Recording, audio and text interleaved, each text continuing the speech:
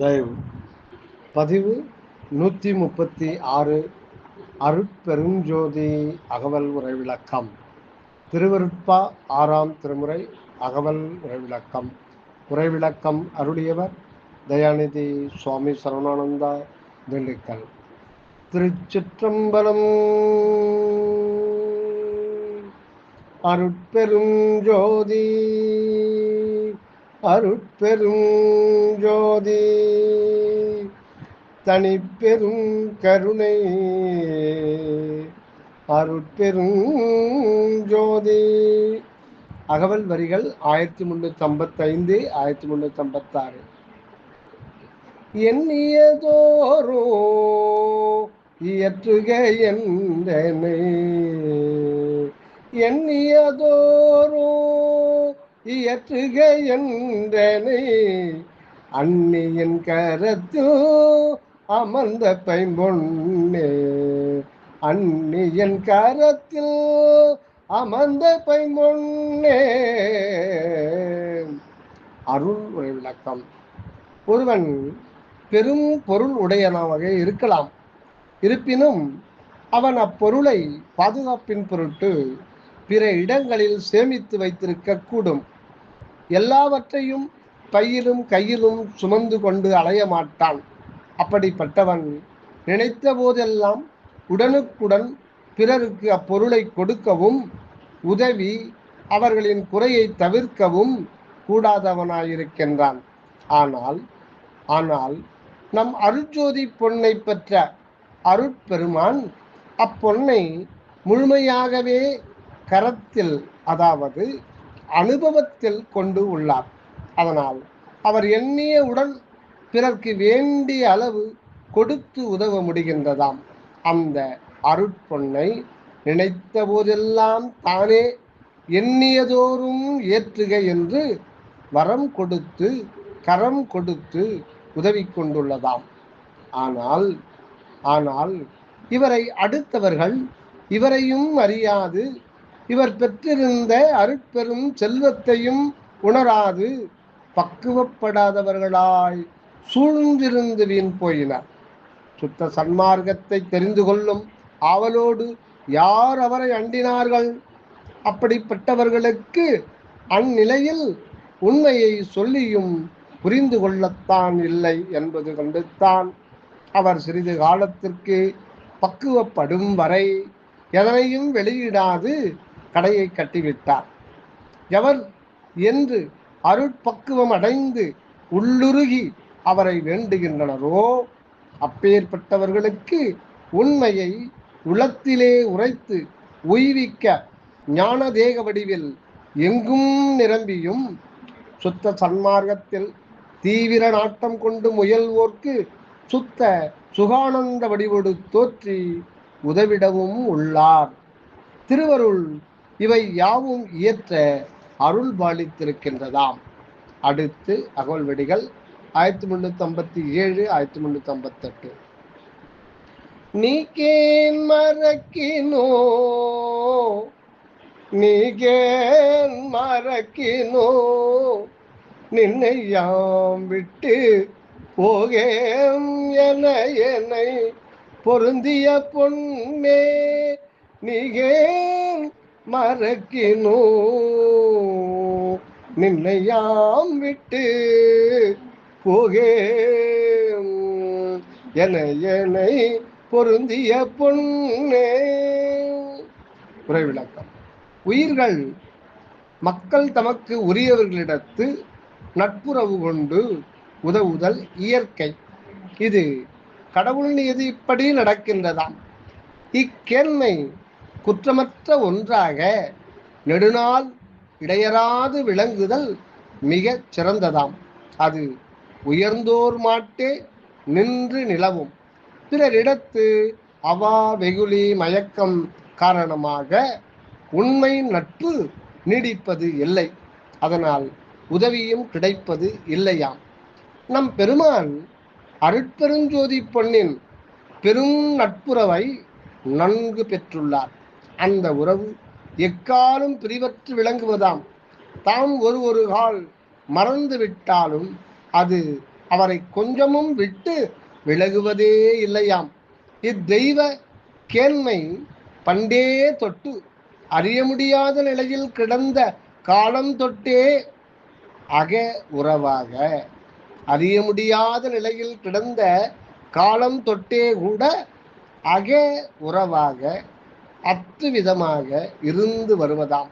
மனிதன் அறியாது இருந்த போதும் அறிந்தும் அடுக்காது இருந்த போதும் அடுத்தும் மறதியால் விடுத்தலைந்த போதும், மனிதன் அறியாது இருந்த போதும் அறிந்தும் அடுக்காது இருந்த போதும் அடுத்தும் மறதியால் விடுத்து அலைந்த போதும் கூட இவனை விட்டு நீங்காது நிழல் போல் இருந்து விரும்பிய வண்ணமெல்லாம் விட்டு பிடித்து உதவி கொண்டு வந்து இப்பொழுது தன்னை முற்றும் இவர்க்கே வழங்கிவிட்டு இவரில் இவராக இருந்து தன் கேண்மையின் மேன்மையை விளங்கச் செய்து கொண்டுள்ளார்.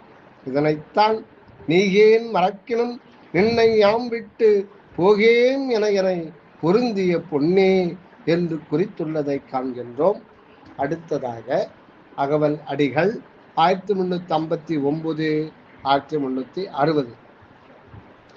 எண்ணிய எண்ணியாங்கு எய்திட எனக்கு, எண்ணிய எண்ணியாங்கு எய்திட எனக்கு பண்ணிய தவத்தால் பழுத்த செம்பொன்னே, எண்ணிய எண்ணியாங்கு எய்திட எனக்கு பண்ணிய தவத்தால் பழுத்த செம்பொன்னே.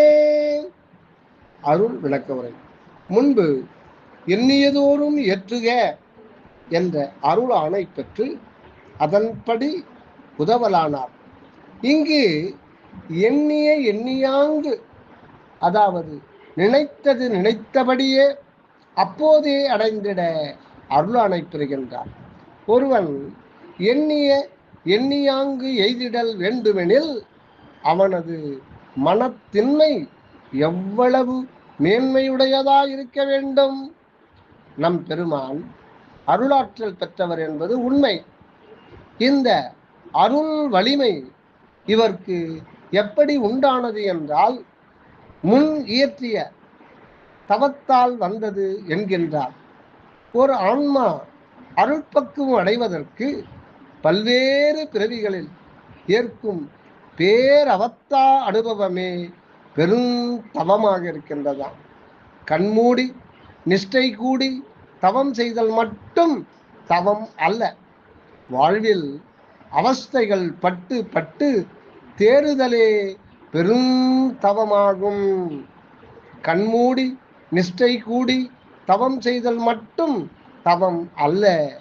வாழ்விலே, உலக வாழ்விலே அவத்தைகள் பட்டு பட்டு தேறுதலே பெரும் தவமாகும்.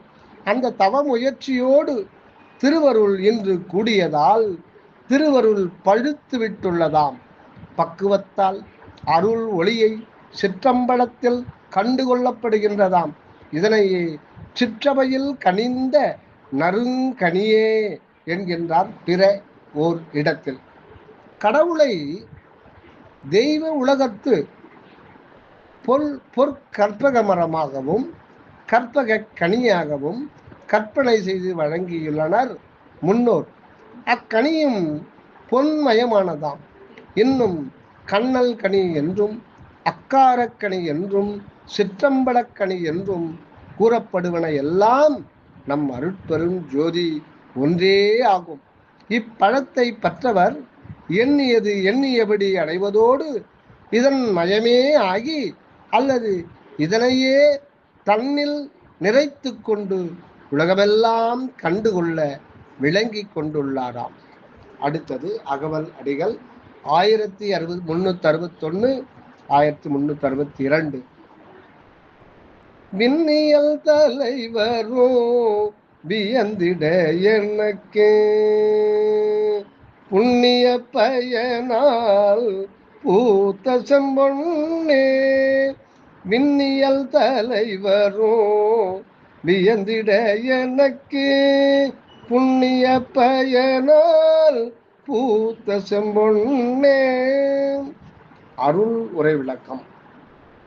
தவதானங்களால் அடையப்பெறும் சுகபோகங்களில் கழித்திருக்கும் உயர் பதவி பிறப்பில் உள்ளவர்கள்தாம் வானவர்கள் என்றும் தேவர்கள் என்றும் கூறப்படுவர். இவர்களில் தலையாயவர்தான் விண்ணவர் கோன் தேவேந்திரன் எனப்படுவார். இவனது நாடு அலகை, அலகாபுரி அல்லது அமராவதி என உரைக்கப்படுகின்றது. இங்குதான் தேவதருவாகிய கற்பக மரம் உண்டு என்பர். அம்மரத்தடி சார்ந்து கேட்டதையெல்லாம் கொடுக்கக்கூடியது அம்மரத்தின் சிறந்த தன்மையாம். அப்படிப்பட்ட சம்பத்து உடைய தேவேந்திரன் இப்போது ஆச்சரியப்பட்டு வியந்து தன்னையே தாழ்த்தி கொண்டு நிற்கின்றானாம். ஏனெனில்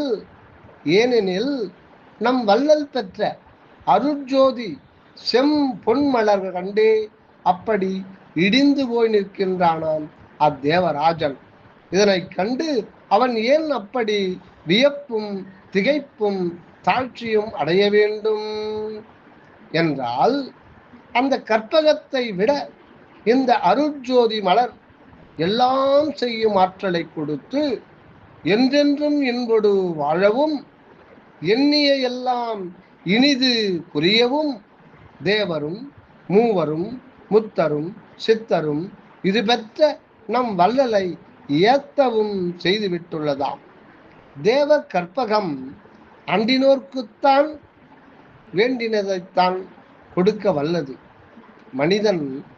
மனிதன் உண்மை அறியாமையினால் தான் பெற வேண்டியது இன்னது என்று புரிந்து கொள்ளாமல் அவாவெகுளி மயக்கத்தோடு எதையாவது வேண்டினாலும் அது கொண்டு அற்ப சுகம் பெற்று முடிவில் அழியத்தான் நேரும். ஆகவே திருவருளால் பூத்து குலுங்கும் இந்த செம்பொன்னை கொண்டு சிறந்த இன்பம் பெற்று திகழல் ஆகும். மற்ற பொன் பொருள் வேட்கையால் உலகம் பாழ்பட்டு கொண்டிருப்பதற்கு மனித உளம் பழுக்காததே காரணம் ஆகும். அருட்பொன்னை போற்றி கொண்டு நலம் பெற உலகவரையெல்லாம் அழைக்கின்றார் நம் அருட்பிரகாச பெருமான். அடுத்ததாக அகவல் வரிகள் 1363 1364.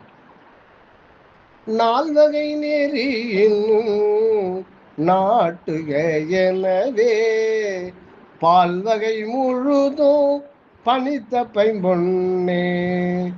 நால்வகை நெறியினோ நாட்டுக எனவே பால்வகை முழுதும் பணித்த பைம்பொன்னே.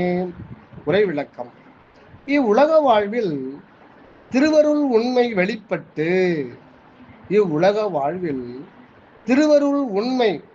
வெளிப்பட்டு அழியா இன்பப் பெருவாழ்வு மனித பிறப்பில் அனுபவப்படவே எல்லாம் ஆணை செய்யப்பட்டுள்ளனவாம். ஒளிமயமான இறை நிலை புறம் சூழ்ந்து செயல்பட அகமிருந்து அருளானை விதிமுறை செய்து கொண்டே உள்ளதாம். ஆன்மாவுக்கு தேக வடிவம் 4 வகையாக விளங்குகின்றதாம். அது 4 வகை யோனி எனப்படும். சராயுஜம், அண்டஜம், உர்பீஜம், சுவேதஜம் எனப்படும். சராயுஜம், அண்டஜம், உர்பீஜம், சுவேதஜம் எனப்படும். இந்த 4 வகை வடிவங்களில் ஆன்மாக்கள் வாசம் பண்ணி பக்குவமடைய வேண்டி உள்ளதாம். இதுதான் இயற்கையில் ஆன்ம பரிவாகம் அடையும் முறையாகும். இந்நெறிமுறை சரிவர நடைபெறுவதற்குத்தான் விதி சட்டம் திருவருளால் வகுக்கப்பட்டுள்ளதாம்.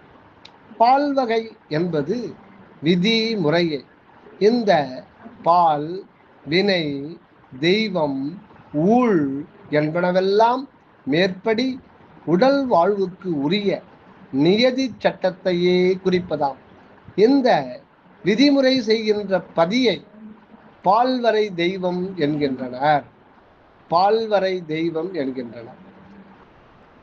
பசும் பொன்னாகிய அருட்பெரும் ஜோதிபதி நம் வள்ளல் பெருமானில் அத்துவிதமாய் நின்று மேற்படி நால்வகை நெறியினும் நாட்டுக. எனவே பால்வகை முழுதும் பணிக்கின்றதாம். ஆன்மாக்களை பக்குவப்படுத்தி மேல்நிலைக்கு ஏற்றவே அவைகட்கு நியதி முறைப்படி 4 வித பிறவி வடிவங்களில் செலுத்தி உலகியலை நிலைநாட்டி விளங்கச் செய்வாய் என்று பணிக்கின்றதாம், ஆணையிடுகின்றதாம். ஆன்மாக்களுக்கு அகமும் புறமும் சூழ்ந்த அருள் ஒளியின் செயல்தான்.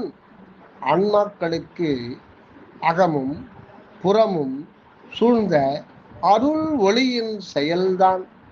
உள்ளிருந்து உத்தரவிடுவதும்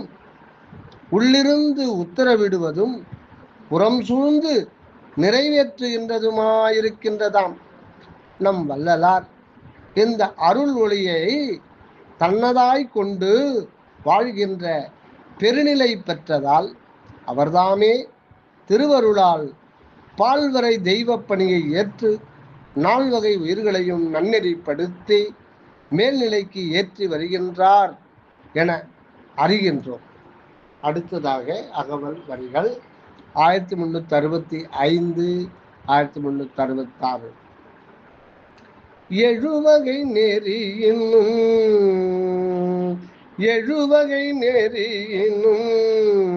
இயற்றுக எனவே முழுவகை காட்டி முயங்கிய பொன்னே. எழுவகை நெறியினும் இயற்றுக எனவே முழுவகை காட்டி முயங்கிய பொன்னே. அருள் உரை விளக்கம். முன் சொன்னபடி 4 வகை யோனி பிறப்பு வடிவங்கள் ஆன்மாக்களுக்கு புறத்தனவாய் அமைந்து வளர்ந்து ஓங்கி வாழ்க்கைக்கு புற பொருள் துணை ஆகின்றனவாம். இந்த 4 வகை யோனி தேகங்களுக்கு உள் வளர் உயிர், தேகங்களுக்கு உள் வளர் உயிர் அக அறிவு விளக்க வகையால் 7 நிலைகளில் வெளிப்படுகின்றனவாம்.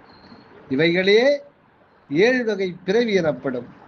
ஒவ்வொரு பிறவியிலும் இந்த அக அறிவு சிறிது சிறிதாக ஒவ்வொன்றாக கட்டவிழ்ந்து மலர்கின்றதாம். இப்படி மலரும் அருள் ஒளியையே அகனின்று செயல்படுத்தவே அருட்பெருஞ்சோதிபதி அருட்ஜோதி வள்ளலுக்கு அன்பு கட்டளையிட்டுள்ளதாம். இப்படி அன்போடு படித்துவிட்டு சென்று விடவில்லை என்பதை உணர்த்தவே முழு வகை காட்டி முயங்கியதாக மொழியப்பட்டுள்ளதாம். செயல்முறையை முற்றும் உணர்த்தியதோடு பிரிந்து சென்று விடாது உடன் கூடியிருந்து உதவுகின்றதாம் உள்ளிருந்த வண்ணம். அருட்பெருஞ்சோதிபதியின் கலப்பு நம் வள்ளலுக்கு அகத்தும் புறத்தும் ஏற்பட்டதால் இந்த 7 வகை நெறியின் செயலும் 4 வகை நெறியின் செயலும் புரியும் வல்லவராகி விட்டுள்ளார் என்பது குறிப்பு. இதனை பிரிதொரு பாவில் குறிப்பிடுகின்றார். அது வான்பதிக்கும் கிடைப்பறியார் சிற்றபையில் நடிக்கும். வான்பதிக்கும் கிடைப்பறியார் சிற்றபையில் நடிக்கும் மணவாளர் எனை புணர்ந்த புறப்புணர்ச்சி தருணோ தான் பதித்த பொன் வடிவம் தனையடைந்து கலித்தே சாற்றும் அகப்புணர்ச்சியில் நாம் ஏற்றம் உரைப்பதுவே என்ற அனுபவமானை பாசுர பகுதியால் இவர் பெற்ற புறப்புணர்ச்சி அகப்புணர்ச்சியின் பயனாக 4 வகை யோனி புறத்தொற்ற செயலையும் 7 வகை பிறப்பின் அக விளைவு பயனையும் தம் அனுபவச் செயலாக தெரிவிக்கின்றார். அகப்புணர்ச்சி செயலால் தான் முடிந்த அருட்சித்தி பெற்று பொன்மேனியோடு சுத்த சுகானந்த வடிவில் வாழும் நிலை அடைந்து விட்டுள்ளார் என்பது அறியலாகும். தயவு அகமிருந்து வருக அருளுடன் அனகமாக வாழ்க தயவுடன். உள்ளிருந்து வாழ்வதுவே உண்மை வாழ்வாகும். மற்றும் புறமிருந்து புரிவதெல்லாம் பொய்ப்பிழைப்பே ஆகும். அகமிருந்து வருக அருளுடன் அனகமாக வாழ்க தயவுடன். சுத்த மெய்யுணர்வு மாத்திரமாய் அந்த மேல்நிலையில் சென்று நிலவுக. சுத்த மெய்யுணர்வு மாத்திரமாய் அந்த மேல்நிலையில் சென்று நிலவுக. தயவனோடு வாழ்க தயவு. அருட்பெருஞ்சோதி தனிப்பெரும் கருணை.